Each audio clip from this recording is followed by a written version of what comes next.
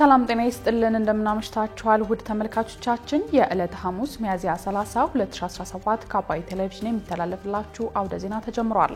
በምሽቱ የዜና ወጃችን በርካታ ዘገባዎችን ወደ እናንተ እናደርሳለን። የቢዝነስና የምጣኔ ሀብት ዘገባችንም ሰዓቱን ጠብቆ ይቀርባል። ዜናውን እየመራው ዳሩ ሰላም ተሾመ ከእናንተ ጋር ቆይታ አደርጋለሁ። አብራችሁን ቆዩ።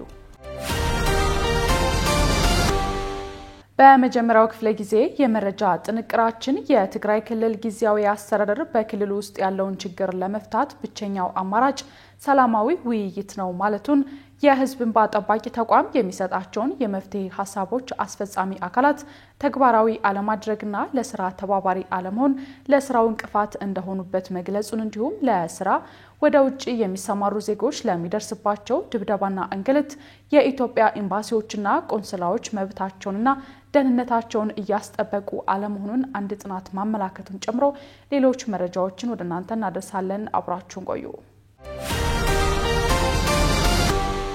በቅድሚያም የትግራይ ክልል ጊዜያዊ አስተዳደር በክልል ውስጥ ያለውን ችግር ለመፍታት ብቸኛው አማራጭ ሰላማዊ ውይይት ነው አለ። የትግራይ ክልል ጊዜያዊ አስተዳደር ወቅታዊ የክልሉን ሁኔታ በተመለከተ መግለጫ አውጥቷል። የትግራይ ህዝብ ህልውናና ጥቅሙን ለማረጋገጥ ሰላማዊ የፖለቲካ ትግል እያካሄደ መሆኑን የገለጸው መግለጫው የፕሪቶሪያው የሰላም ስምምነት ሳይጣስ እንዲተገበር እየሰራ እንደሚገኝም ገልጿል። የትግራይ ህዝብ ጥቅም በሰላማዊ መንገድ መፍታት ይቻላል ያለው መግለጫው የህዝባችንን መሰረታዊ ጥያቄ ምላሽ ለመስጠት ከግጭት ውጪ ያሉ አማራጮች ላይ ማተኮሩንም አንስቷል።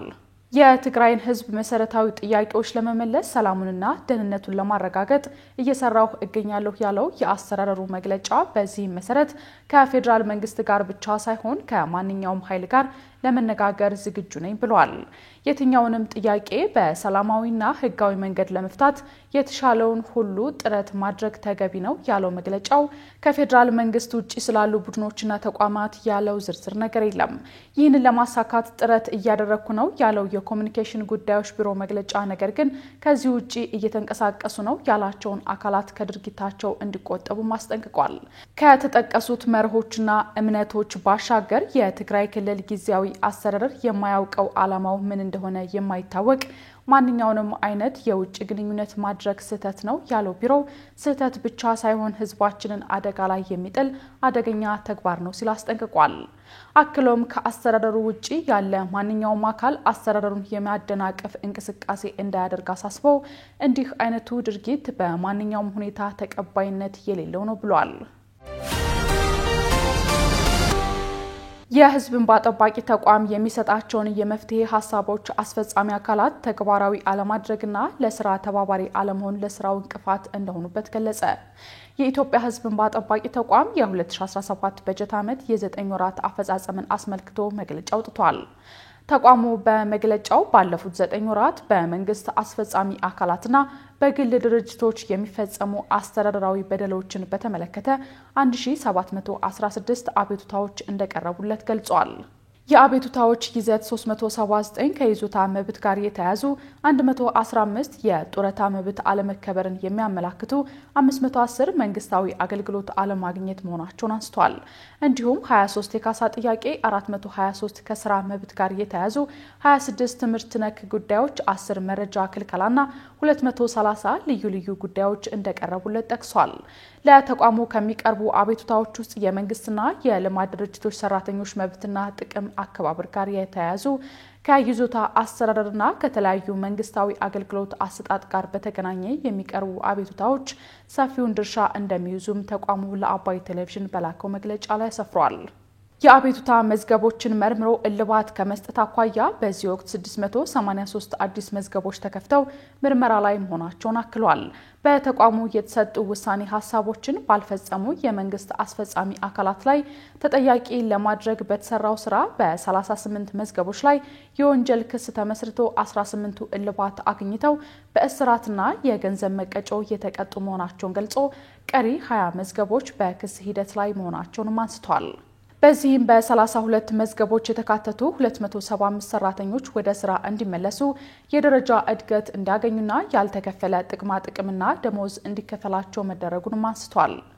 በአጠቃላይ ተቋሙ አስተዳደራዊ በደሎችን የመከላከልና ተፈጽመው የተገኙትን ከማረም አንጻር አበረታች ስራዎችን ያከናወነ መሆኑን ገልጾ አስፈጻሚ አካላት በተቋሙ የሚሰጡ የመፍትሄ ሀሳቦችን ተግባራዊ አለማድረግና ለስራ ተባባሪ አለመሆን የበጀትና የግብአት እጥረት ተቋሙን የገጠሙት ችግሮች መሆናቸውን አንስተዋል። ለስራ ወደ ውጪ የሚሰማሩ ዜጎች ለሚደርስባቸው ድብደባና እንግልት የኢትዮጵያ ኤምባሲዎችና ቆንስላዎች መብታቸውንና ደህንነታቸውን እያስጠበቁ አለመሆኑን አንድ ጥናት አመላከተ። የስራና ክህሎት ሚኒስቴር የውጭ ሀገር የስራ ስምሪት ለሙስናና ብልሹ አሰራር ያለውን ተጋላጭነት በሚል ሐሳብ ከፌደራል ስነ ምግባርና ጸረ ሙስና ኮሚሽን ጋር ውይይት እያደረገ ይገኛል። በውይይቱ በስነ ምግባርና ጸረ ሙስና ኮሚሽን የአስቸኳይ ሙስና መከላከል ዳይሬክተር ወይዘሮ ስመኝ ቀጸላ የውጭ ሀገር የስራ ስምሪት ላይ የሚስተዋሉ ብልሹ አሰራሮችን በተመለከተ የተጠና ጥናት አቅርበዋል። ባቀረቡት ጥናት ለስራ ወደ ውጪ የሚሰማሩ ዜጎች በሚሄዱበት ሀገር ለድብደባና ለእንግልት እየተዳረጉ ነው ሲሉ ገልጸዋል። አክለውም ለሚደርስባቸው ድብደባና እንግልት የኢትዮጵያ ኤምባሲዎችና ቆንስላዎች መብታቸውንና ደህንነታቸውን እያስጠበቁ አይደለም ሲሉ አመላክተዋል። ወደ ውጪ ለስራ የሚሰማሩ ዜጎች ሄደው ለመስራት ከ35000 እስከ 70000 ብር ክፍያ እየተጠየቁ ነው ያሉት ዳይሬክተሯ ለስራ ወደ ውጪ የሚሰማሩ ዜጎች ጉዳዮችን ለማስፈጸም የት መሄድ እንዳለባቸው ግንዛቤ የላቸውም ማለታቸውን የኢትዮጵያ ፕሬስ ድርጅት ዘግቧል። በውጪ የስራ ስምሪት ላይ የመንግስትና የግል ተቋማት የአሰራርና የተጠያቂነት ክፍተት አለባቸው።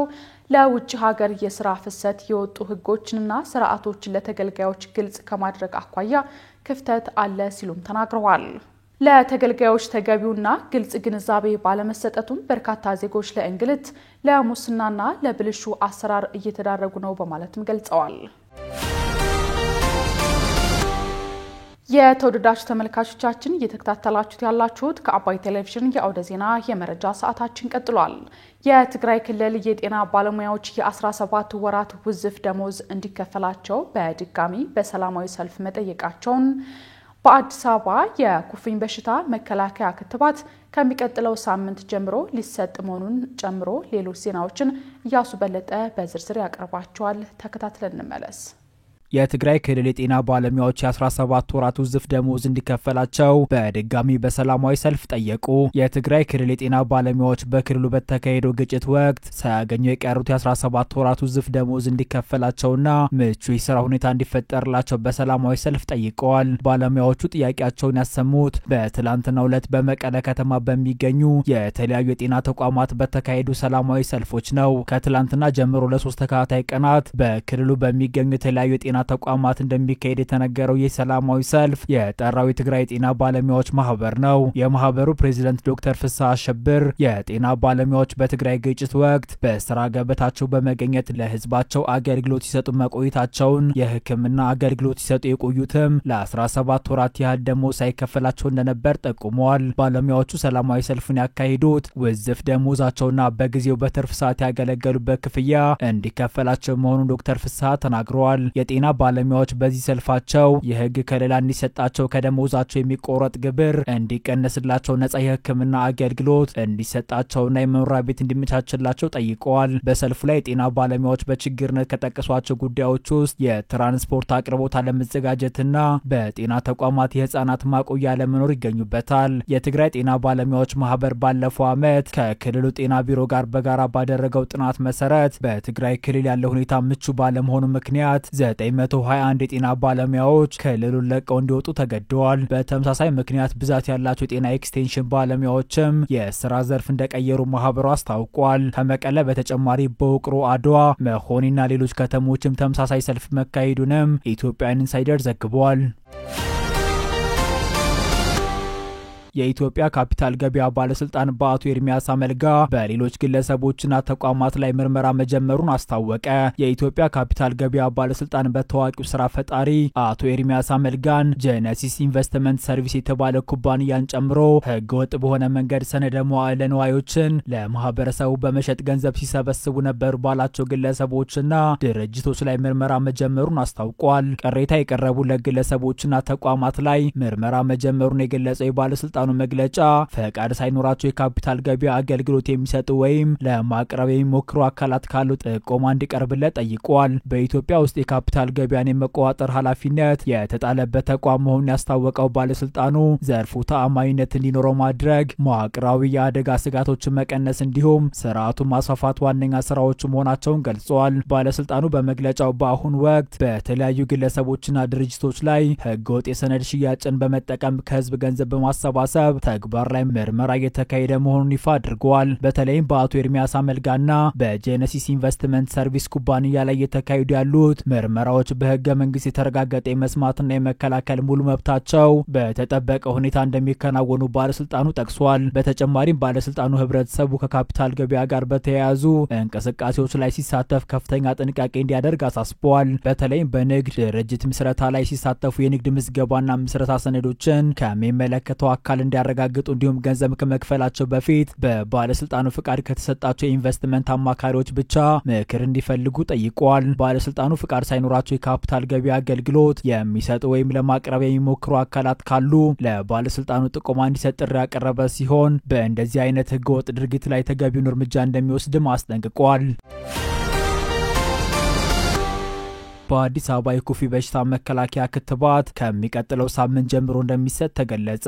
በአዲስ አበባ ከተማ የኩፍኝ በሽታ መከላከያ ክትባት ከሚቀጥለው ሳምንት ጀምሮ እንደሚሰጥ የአዲስ አበባ ከተማ አስተዳደር ጤና ቢሮ አስታውቋል። የክትባት ዘመቻው ከግንቦት 6 እስከ 15 ቀን 2017 ዓ.ም የሚካሄድ መሆኑ ተገልጿል። የአዲስ አበባ ከተማ አስተዳደር ጤና ቢሮ እንደገለጸው በክትባት ዘመቻው እድሜያቸው ከ9 ወር እስከ 5 ዓመት የሆኑ ከግማሽ ሚሊዮን በላይ ህጻናት እንደሚከተቡ ያስታወቀ ሲሆን በዚህ የክትባት ዘመቻ ላይ ከ3400 በላይ ባለሙያዎች እንደሚሳተፉ አመላክቷል። በክትባት ዘመቻው የኩፍኝ ክትባትን ጨምሮ ሌሎች የቫይታሚን ኤ ጠብታና የአንጀት ላትል መድኃኒት በተመሳሳይ እንደሚሰጡ አስታውቋል። የኩፍኝ በሽታ መከላከያ ክትባት በተመሳሳይ ከአዲስ አበባ ውጭ ባሉ የተለያዩ የክልል አካባቢዎች የሚሰጥ ሲሆን ለዚህም በቂ ዝግጅት መደረጉ ተገልጿል።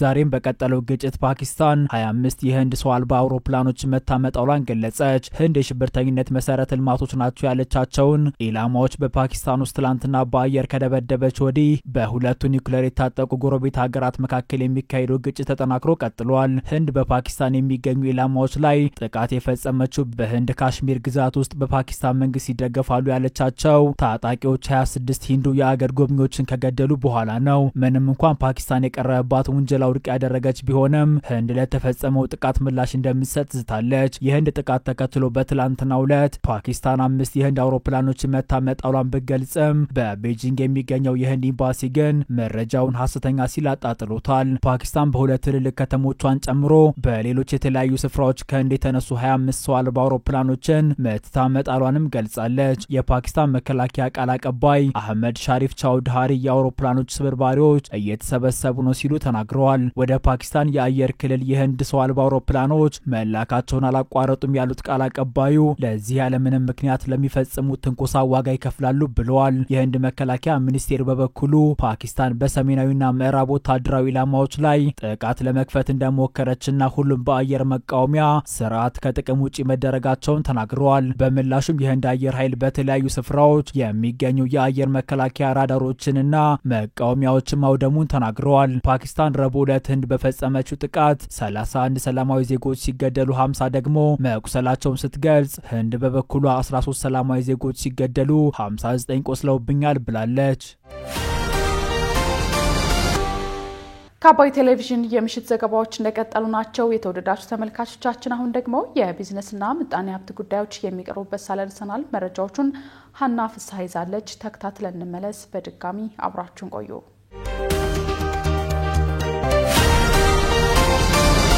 በኢንዱስትሪ ፓርኮች የደሞዝ ማነስና የቤት አቅርቦት እጦት ምክንያት ከፍተኛ የሰራተኛ ፍልሰት እንደሚስተዋል ተነገረ። በህዝብ ተወካዮች ምክር ቤት የመንግስት ልማት ድርጅቶች ጉዳዮች ቋሚ ኮሚቴ በትናንትናው ዕለት የኢንዱስትሪ ፓርኮች ልማት ኮርፖሬሽን የ2017 በጀት ዓመት የ9 ወራት እቅድ አፈጻጸም ሪፖርት ገምግሟል። በዚህ ወቅት የኢንዱስትሪ ፓርኮች ልማት ኮርፖሬሽን ዋና ስራ አስፈጻሚ ዶክተር ፍስሐ ይታገሱ በ13 የኢኮኖሚ ዞኖችና ኢንዱስትሪ ፓርኮች ከ72000 በላይ ዜጎች የስራ ዕድል የተፈጠረ ቢሆንም በደሞዝና ጥቅማ ጥቅም ማነስ እንዲሁም በቤት አቅርቦት እጦት ምክንያት ከፍተኛ የሰራተኛ ፍልሰት እንደሚስተዋል ተናግረዋል። የቦሌ ለም ኢንዱስትሪ ፓርክ ከ6000 በላይ ለሚሆኑ ሰራተኞች ቤት አመቻችቶ ሰራተኞችን ያረጋጋ በመሆኑ ይህንን ተግባር ወደ አዳማና ሐዋሳ ኢንዱስትሪ ፓርኮች ለማስፋት ጥረት እየተደረገ ነው ብለዋል። ኮርፖሬሽኑ የመሬት ይዞታዎቹ ከሶስተኛ ወገን ነፃ እንዲሆኑ በሚያደርገው ጥረት ቋሚ ኮሚቴው ገዛ ወሳኝነት እንዳለውም ዋና ስራ አስፈጻሚ አብራርተዋል። የፋብሪካ ሰራተኞች ፍልሰት የመሬት ይዞታ ይገባኛልና የጥሬ ዕቃ አቅርቦት ቁልፍ ችግሮች ሲሆኑ እነዚህን ችግሮች ለመቅረፍም ከሚመለከታቸው ተቋማት ጋር በቅንጅት እየተሰራ እንደሆነም የኮርፖሬሽኑ አመራሮች አብራርተዋል።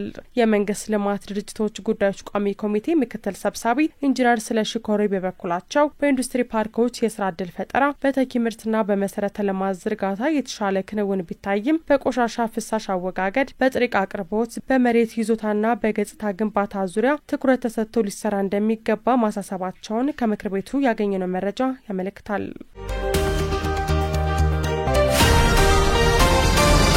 ፍላይ አዲስ ከዳሽን ባንክ ጋር በመተባበር ወደ ውጭ ሀገራት ለሚሄዱ ተጓዦች የዱቤ አገልግሎት ማመቻቸቱን አስታወቀ። ፍላይ አዲስ ከዳሽን ባንክ ጋር በመተባበር ወደ ተለያዩ ሀገራት ለሚሄዱ ዜጎች ለጉዞና ለማማከር አገልግሎቶች የዱቤ አገልግሎት እንዲያገኙ የሚያስችል ስምምነት ማድረጉን አስታውቋል።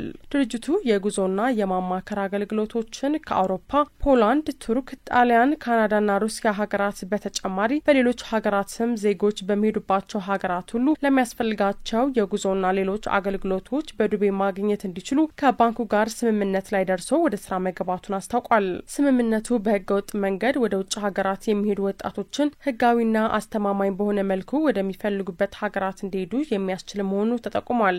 ደንበኞች የዱቤ አገልግሎትን ለማግኘት በዳሽን ባንክ ሱፐር አፕ ላይ በሚያንቀሳቀሱት የገንዘብ መጠንና በሰዋስ እንደሆነ ተገልጿል። ዳሽን ባንክ ከድርጅቱ ጋር አጋር በመሆን የዱቤ አገልግሎት ሲሰጥ ማለትም ትኬት፣ የሆቴል፣ የኢንሹራንስ፣ ቪዛና መሰል ለጉዞ የሚያስፈልጉ ሰነዶችን ክፍያ በዳሽን ባንክ በኩል እንዲከፍሉና ክፍያው እንዲፈጽሙ የዱቤ አገልግሎቱን በየወሩ የሚፈጸም ሲሆን ደንበኛው ማስያዣና ሌሎች ዶክመንቶችን አቅርቦ ለጉዞ የሚያስፈልጉ ዶክመንቶች ይሟሉላቸዋል ተብሏል።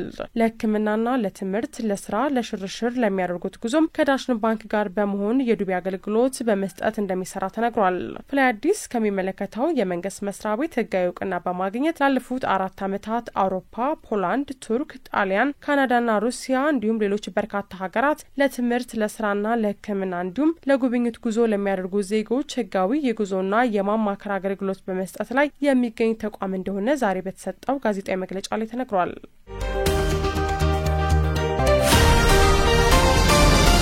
ሳፋሪኮም ኢትዮጵያ የነዳጅ ክፍያን በኤምፔሳ መተግበሪያ ለመፈጸም የሚያስችል አገልግሎት አስጀመረ። የኤምፔሳ ሳፋሪኮም ደንበኛ የነዳጅ ክፍያ እንዲከፍሉ የሚያስችል አዲስ የዲጂታል ክፍያ አገልግሎት በአዲስ አበባ ቦሌ ቶታል ነዳጅ ማደያ አስጀምሯል። አገልግሎቱ አሽከርካሪዎች ሞባይል ስልኮቻቸውን በመጠቀም በፍጥነትና ደህንነቱ በተጠበቀ ሁኔታ ለነዳጅ ግብይት እንዲከፍሉ ያስችላቸዋል ተብሏል። ደንበኞች ነዳጅ ሲቀዱ የሳፋሪኮም ስልክ ቁጥራቸውን ለአገልግሎት አቅራቢው በመንገር ወደ ስልካቸው አጭር መልእክት ሲመጣላቸው የሚስጥር ቁጥራቸውን በማስገባት ክፍያቸውን በቀላሉ መፈጸም እንደሚችሉ ሳፋሪኮም ኢትዮጵያ በማህበራዊ የትስስር ገጹ ባወጣው በምስል የተደገፈ ጽሑፍ አስታውቋል። በማስጀመሪያ መርሃ ግብሩ የትራንስፖርትና ሎጂስቲክስ ሚኒስትር ዴኤታ አቶ ባሪዮ ሀሰን ባደረጉት ንግግር ኤምፔሳ መንግስት የነዳጅ ግብይት ክፍያን ሙሉ በሙሉ ወደ ዲጂታል ለማዘመን የሚያደርገውን ጥረት ለመደገፍ እየሰራ በመሆኑ አመስግነዋል። በትናንትናው ዕለት በቦሌ ቶታል ማደያ የተጀመረው አገልግሎት በቀጣይ ሳምንታት በመላ ኢትዮጵያ በሚገኙ 2000 ማደያዎች ተግባራዊ የሚደረግ መሆኑ ተጠቁሟል። ላለፉት ወራቶች በነዳጅና ኤነርጂ ባለስልጣን ውሳኔ መሰረት አዲስ አበባ ከተማ ጨምሮ በሌሎች ክልሎች የነዳጅ ግብይት ሙሉ በሙሉ በቴሌብር የኤሌክትሮኒክስ የክፍያ ዘዴ እየተከናወነ መሆኑ ይታወቃል። ስትከታተሉት የነበረው የዕለተ ሐሙስ ሚያዝያ 30 2017 የምሽቱ መረጃችን ይህን ይመስል ነበር። አብራችሁን ስለነበራችሁ እናመሰግናለን። በያላችሁበት መልካም ምሽት ይሁንላችሁ።